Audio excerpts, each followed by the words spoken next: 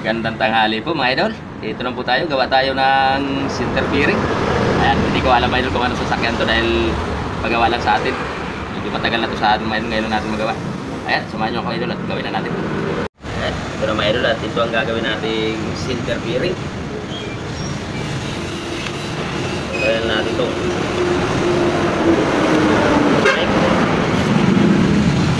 Pinaka-spike mga idol yung ating kukunin dyan. Kaya tinanggal natin ito. Dahil dito ay lumipad tiyaga. Bawal ang inipin. Kailangan din ang talim. Lagas hasap para hindi tayo mirapan pag hiwa. Kuha natin ang sukat mga idol at ituturno natin ito. Saktuhan lang.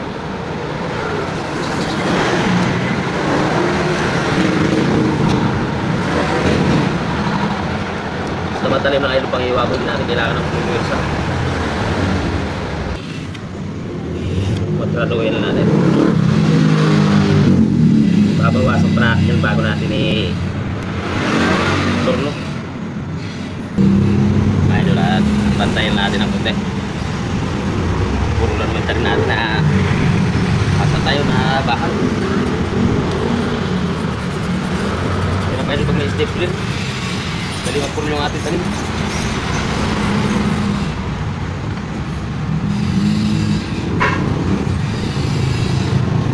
Yan na naman, maraming stapler.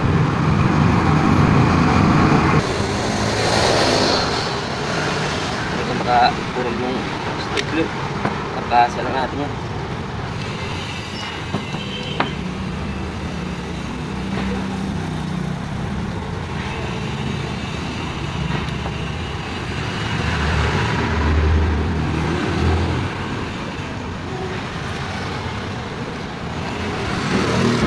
Idol, taas na natin para makita nyo ng ating pinis baka. Tuturno pa natin bago natin katapos pala natin butasan. Ayan, at maraming salamat sa inyo mga idol sa inyong pang-sawang suporta sa aking video. Walang katapusang pasalamat.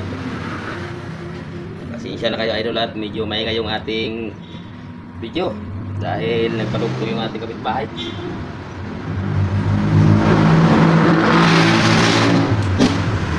Makulat sa tanggalin kasi ano, hindi natin nabasa sa tubig. So, hindi nabasa sa tubig makunat siya.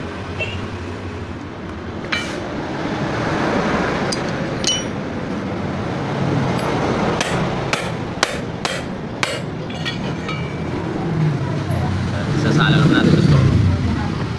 Kaya lahat i-adjust nga pala sa turno natin. Sasalang natin mahal ng tubig para hindi mahirap turnuhin.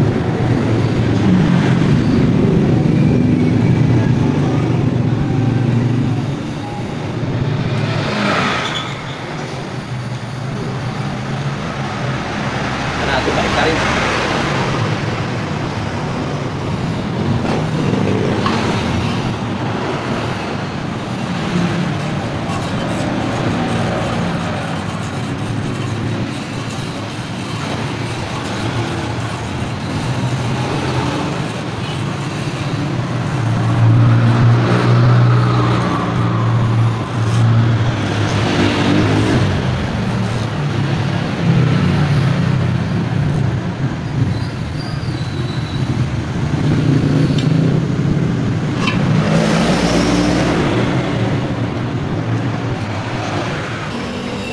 Ngayon pinagabot yung ating talim. Kaya dito na lang natin ang isa, no? Panghiwa natin. Maiksi na kasi yung talim ng turno ko.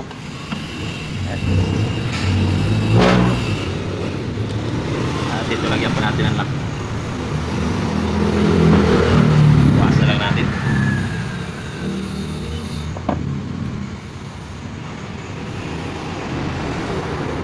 Kurang kapal.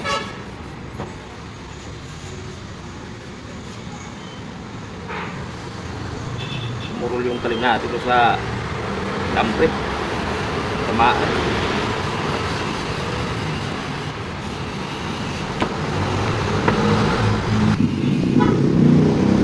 pa natin tuloy para doon sa bearing.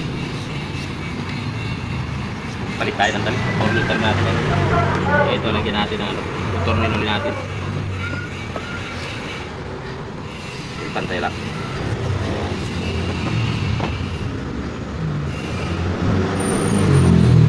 Tama idol.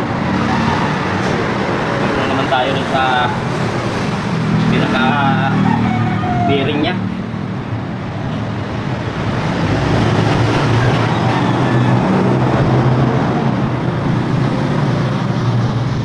Saka natin makikita niya mga idol pagka kailangan natin ipabaon yung bearing.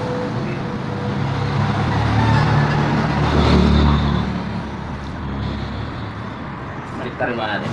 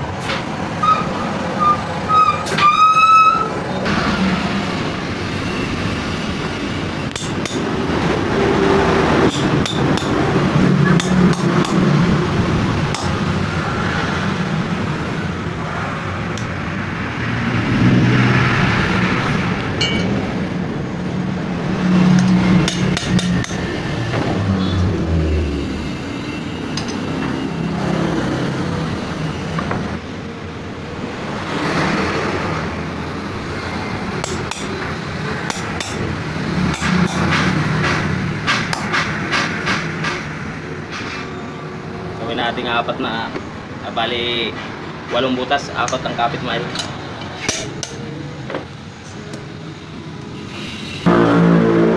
Mga idol last. At ibang design na naman ito mga idol.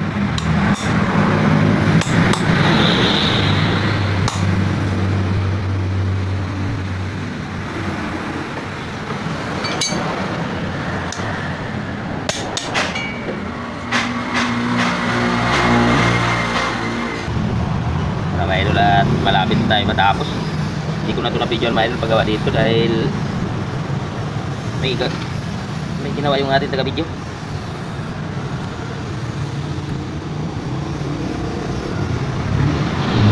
Hindi natin ang lock para dito.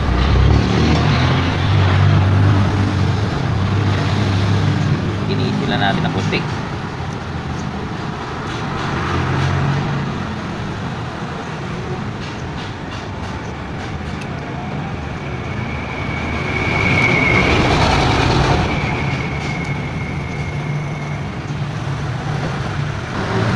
Tanggalan natin ang kanto para medyo maganda tingnan natin.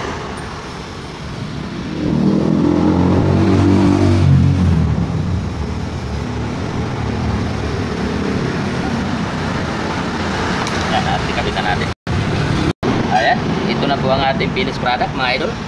Kung nagustuhan nyo man po ang aking video, pakisubscribe naman po sa ating munting channel at pakishare natin. Samahan nyo natin po ng like man. Ay sa mga idol at ito lang ating videohan at mayroon pa tayong gagawin ng hintay. Kung nagustuhan nyo naman po mga idol ang ating video, ayan, subscribe nyo lang po ang mga idol para updated po kayo sa aking mga video. At pasensya na kayo mga idol at medyo bulol-bulol na tayo. Yan lamang po. At ingat tayo palagi. God bless you sa atin lahat, mga idol. Medyo tayo pagod na. Ito mga idol, at ito yung sigurado nating gawa nating ano, hindi manginginig. Kasi marami nagsasabing nanginginig daw yung ganito pag gawa sa gulong. Pero depende ka ako mga idol sa ano. Gumagawa. Ayan na, idol, lambot yan. Kasi kung matigas yung gawa nito mga idol, talagang magbabibrate yung propeller. Hindi ko lang alam ito mga idol kung ano sasakyan to. Ayan. At kung matigas man siya mga idol, pwede ibalik sa atin at gawin ulit natin walang bayad. Yan lamang po.